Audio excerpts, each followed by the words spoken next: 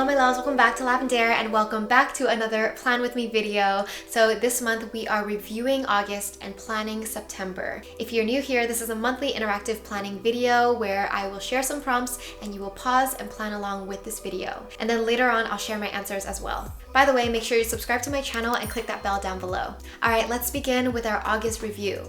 So describe August in one word. Rate from 1 to 10 how much you agree with the statement. This month, I took steps to get closer to my goals and my dream life. List all your highlights from August. What is one thing that you learned? What is one thing that you're proud of? And then, how can you improve for next month? Here's this month's bonus question. What is a fun activity that I can plan for myself in September? Moving on, let's set our goals for September. First, set your intention. September will be blank. Now list your top 3 goals for the month. List any mini goals you have for the month, so any habits or activities that you also want to do. Now do a weekly breakdown for your goals and mini goals.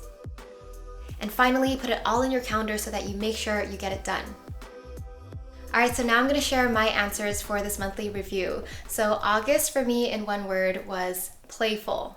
I think there were a lot of fun things happening in August, a lot of birthdays. I do feel like I tapped into my joy in August and it was a good month overall. So my rating from 1 to 10 is definitely a 10 and I will explain a little bit more why later on, but I feel like the knowledge that I absorbed this month was very relevant to the dream life that I want to create from here on out. So some August highlights, it's both fun and chaotic and a handful to have both Coco and Togi at home with me. Like they're literally laying here right now. You could probably hear their dog sounds.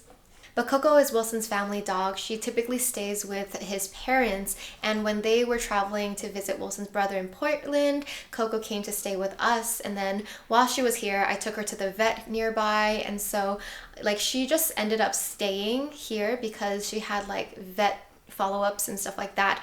So it's been really fun, cute, and chaotic with the two of them here. In terms of K-dramas, I finished My Roommate is a Gumiho. So cute, so fun. I love Hyeri and overall a great experience. I finished reading Crazy Rich Asians, which was also very fun, also a good experience. And I haven't read fiction in a while, so that was really nice to just like kind of go into a fantasy world and just have fun. I had an exciting week where I did 2 shoots. I did a photo shoot for an interview feature for Convert Kids, and then I did a documentary shoot here at home. It's a documentary about healing with the working title Love Heals, and it's being filmed by people who also do the body and brain practice. A few other fun highlights, I got to see the immersive Van Gogh installation with my cousins. We had a team dinner for our Shop Lavendare team, and there was one Friday night where I realized that I should put singing and dancing into my self-care routine. So I just started singing karaoke songs on YouTube. I found this guy, Clark on Stage, that duets with you, and I was like, how did I not know about this sooner? I found a duet partner. I see the light, and it's like the sky is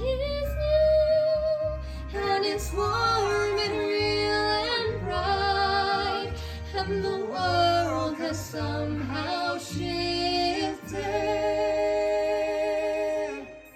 And at the end of the night, I actually put on an ecstatic dance set and was just freely dancing in my living room with Wilson, although he was more stretching, I was more stretch dancing. Ecstatic dance, if you don't know, is just free form dance. I did it 3 times when I was in Bali. One of the times I actually did it blindfolded, so like for 2 hours you're blindfolded and you're just dancing with the music, like not caring about how you look, releasing your inhibitions. It's all about just moving the way your body wants to authentically move. Sometimes your body wants to stretch, sometimes it wants to dance to the beat, sometimes it wants to lay down, and that's okay. But I just loved that physical expression and that experience, and so I realized, I was like, oh my god, I could do this at home. I could just put on some music, do it by myself in my living room, you know? I don't have to go to Bali. I could do it here, so that was fun. One thing I learned this past month, I felt like I learned a variety of things because for some reason I had more of a curiosity to learn about investments in real estate and NFTs, virtual real estate. I got led to this YouTube channel called Nomad Capitalist, and he talks about living a life abroad and all the benefits you get from living abroad. And obviously, I'm not living abroad full time right now, but there are some interesting things that I've been learning from that channel, and I even bought his book because I specifically am interested in the future to invest overseas. I think having homes, like rental properties in different places, like a beach house here, like a house here, I think that would be so cool. So I've been learning about that. And as I was learning about real estate, I'm also like, oh my God, there's digital real estate in the crypto world. I should learn about that. I should learn if I can get into that.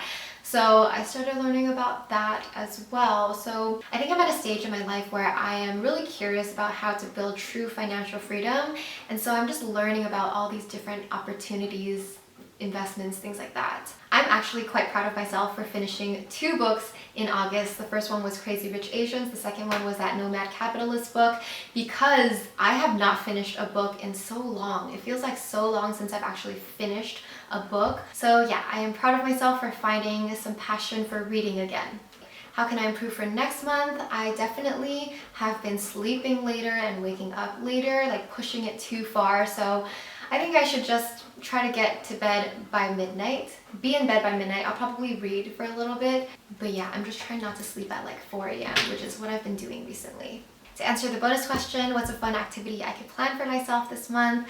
I definitely want to do another ecstatic dance night. What we did was very like mild, but I want to like get into it. I want to be sweating and dancing without a care in the world. Moving on to September goals. So my intention for September is to be creative. I have a lot of creative planning happening in September.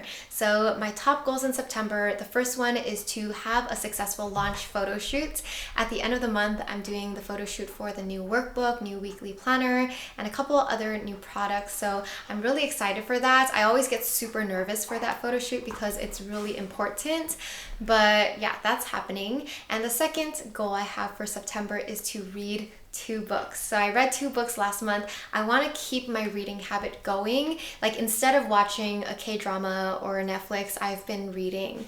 And that's been a change in habit, so I want to keep that up. And honestly, that's it for my goals in September. I'm going to be doing healing classes every week. I'm still doing weekly therapy, and so I'm still trying to live a more balanced life, not putting too much on my plate, just having enough on my plate, and then giving myself more time, just nourishing my soul, self-care, and not pushing myself so hard. Let me know down below your fun activity that you're gonna do for yourself this month. I'd love to hear your ideas and just get some inspiration. That's it for today. Sending you so much love, and I will see you next time. Bye!